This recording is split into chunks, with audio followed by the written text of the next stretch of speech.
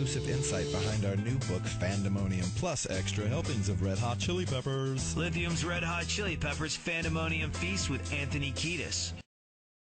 I can't give you an actual song that is my favorite to play live. Sometimes what starts off as your favorite song, by the end of that tour, you really never want to see that song again. And sometimes you can't avoid it because sometimes it's the hit that you know the people in Tennessee haven't heard. So you have to find the magic in that song when you go to Tennessee. It's constantly changing in a different way for everybody else. And then, man, Flea may come up to me and say, I really don't want to play Snow tonight. I'm like, yeah, but Flea, and I'm feeling Snow. He's like, yeah, we've played it 30 times in a row, and I think we should give it the night off. I'm like, okay, there might be a kid out there whose favorite song is Snow. He's like, all right, okay, we'll play Snow one more time.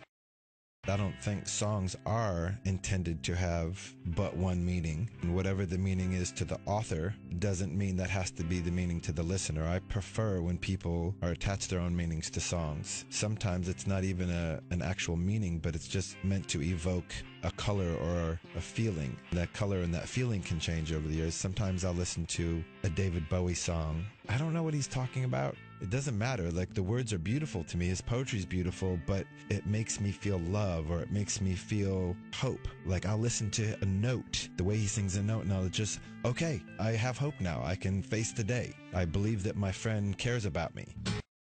Meshagan, the photographer, stayed on tour with us, Argentina to Denmark to Russia and places in between. He became this incredible ambassador. He just met the loveliest people and found out who they were. And we started meeting them and taking time to experience who they were and where they were coming from. And some of them followed us around the world for 3 years. That's something that maybe only happens to a band who's been around for decades. And the collection grew and it changed, and he would go to people's houses and meet their parents and find out where they worked. All these beautiful stories, some of which are captured in the book and some of which are just captured in our memories. Go back 20 years, and the most important ritual that we had before we went on was slapping each other in the face. And we'd get into a circle, which we still do today. We still get in a circle and hold hands, and somebody who's ever feeling the spirit will give a little speech. Sometimes it's 2 words, sometimes it's 2 minutes. Back in the day, we would hold hands, and then we would break, and then we would take turns slapping the shit out of each other in the face like an old Mongolian warrior getting ready to go to battle, which is actually very helpful because it wakes up the nervous system and does make you ready for stage.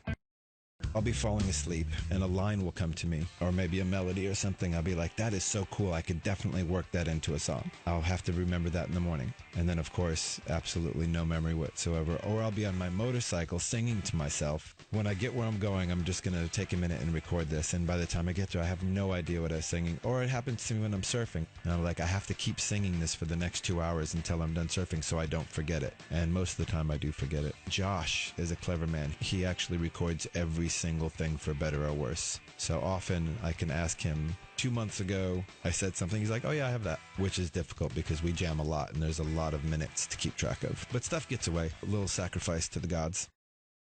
Dave Meshagan, the photographer, stayed on tour with us. I give him most of the credit. He was the one getting on trains and going out to meet the families of people that he met. I think that's when he realized that a lot of these people had interesting shrines going on, in their bedrooms, and he's got a great eye for the visuals.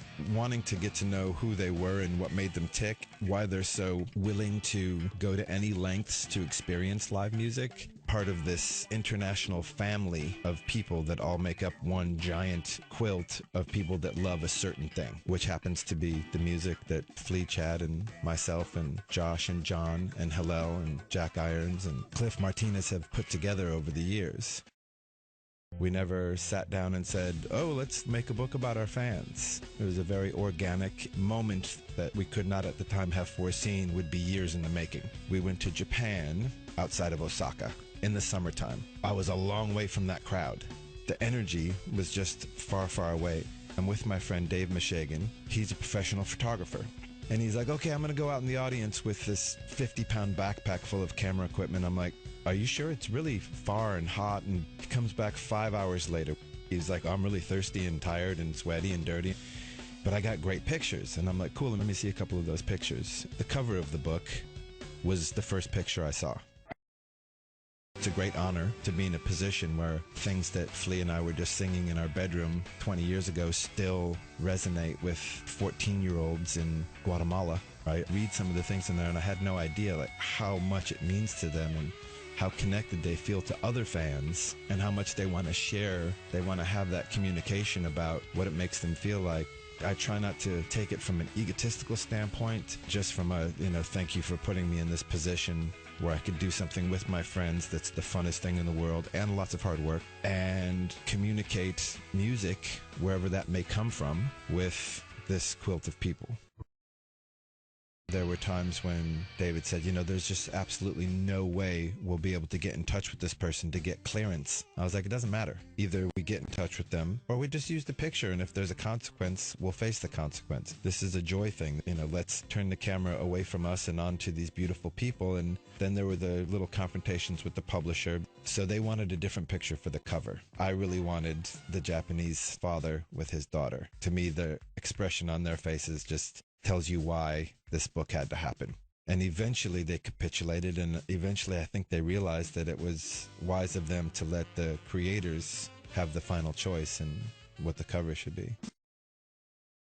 As people, as musicians, and as a band, it's like we're messed up enough, we're hurt enough so that we still care and we still want to find something new, and we're all a little bit psychologically damaged, I think, as people and as a band, and we're matured and we've grown up and we can handle our business, but we're still messed up kids that have something to prove.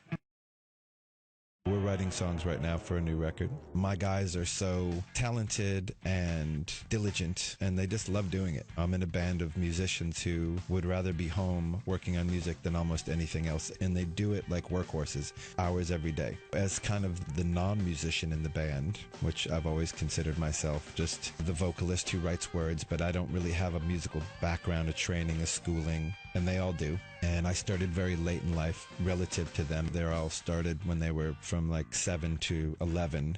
I didn't even think about singing until I was about 20. I have to be aware that I'm looking out for song ideas, things to write about. I have to capture my own poetry. I like the guy on the cover a lot because he was a true old school hardcore punk rocker in the actual time of punk rock, but late 70s, early 80s, he was a punker in Japan, which is just kind of a beautiful thing to consider. He heard our first record, which came out in 1983, and he dug it because it had that energy. It was just raw and chaotic and harsh and vulgar and confrontational. But then as we evolved, he kind of forgot about us for many years, and then heard something later around the time of Mother's Milk, and his taste had probably changed enough, so he was like, oh, well, let me see what they're doing now. And so we sort of grew up on opposite sides of the world, changing, but somehow managed to have our thread connecting us. Right now, my relationship to our music is the new songs that we're writing. I just used the toilet before I came in here, and I noticed that there was a message from Flea, and I noticed it was an audio message. I was like, okay, that's weird. So while I'm peeing into your toilet back here, I start listening to this audio message from Flea, and it's him playing the piano, and it's a new song that he's clearly come up with this morning. And I'm like, what's he talking about? And so now I'm listening to these chords on the piano thinking, what am I going to sing on that? What does that make me feel? What do I want to express over what Flea's working on back in Malibu right now? And then there's the body of work, and my relationship to it is I appreciate it, and it reminds me of all these cool times, and I still love playing it. I don't mind playing old music at all. I'm more fascinated with, what we can do today to write music that's relevant and beautiful and emotional. Blood Sugar Sex Magic, we sort of became a bit more thoughtful as songwriters at that point. We had made a bunch of records where we just patched things together, and that was our second record with John. And I think, as students of songwriting, we got our stuff together a bit more on that, and that's when we started working with Rick. We had a very strong chemistry, and we took our time more. And John, was a very smart person and also a brilliant student of arrangements and things like that. So we got experimental in a new way at that point. Like, well, let's try, more songy songs now and see what that's like. But we believed in it. We never took away our options. We were never afraid to do something because of what somebody else would think. I'm open to anything. I don't consider myself a singer or a rapper or a screamer or a spoken word singer. I'm open to any of it, and I'll go back to rapping, or I'll try to do some weird thing that I haven't done before. Whatever fits that moment. On this record, Flea is always asking me to rap. He's like, go do some of that rapping. I miss some of the rapping you used to do. And we'll do anything, whatever gets the point across at that moment. You know, we're made up of so many different parts that we can't be pigeonholed. We have a little bit of improvisational, anything goes. We have jazz, we have funk, we have rock and roll, we have a little electronic thing going on now with Josh and the band, and maybe something that we haven't even discovered yet. We have defied the pigeonhole for years. Sometimes I wrote songs, you know, maybe in the 90s, I was like, how did I ever think of that? Like, that was, I must have been having a really good day to tap into that well of ideas. In some ways, I think I evolve, but I also de-evolve. They talk about writers doing their best work in their 20s, when I guess you're just the most open to everything that comes your way, and you're able to have your finger on the pulse of life in a way that you never will again, especially if you become successful, because then you become comfortable and complacent and boring, and you don't have that cool stuff to write about anymore. I work best under pressure. When I wake up in the morning and I know that my boys are going to meet me at rehearsal and they're expecting words and melody for a jam that we had, I'm not going to leave until I have something for this song. And a lot of times it's based on a collection of ideas and little recordings and writings in my notebook, so I can spread all that stuff out and just start picking little bits and pieces. Songwriting happens when you least expect it. It happens when I'm surfing. It happens when I'm riding my motorcycle. I'm in a conversation with somebody and I completely tune them out, which is bad. Sometimes it just happens when Flea's playing his bass and I'll be like, ooh, ooh, ooh, play that again. A melody will be so present in my mind that goes perfectly with what he's playing, and that will for sure become a song.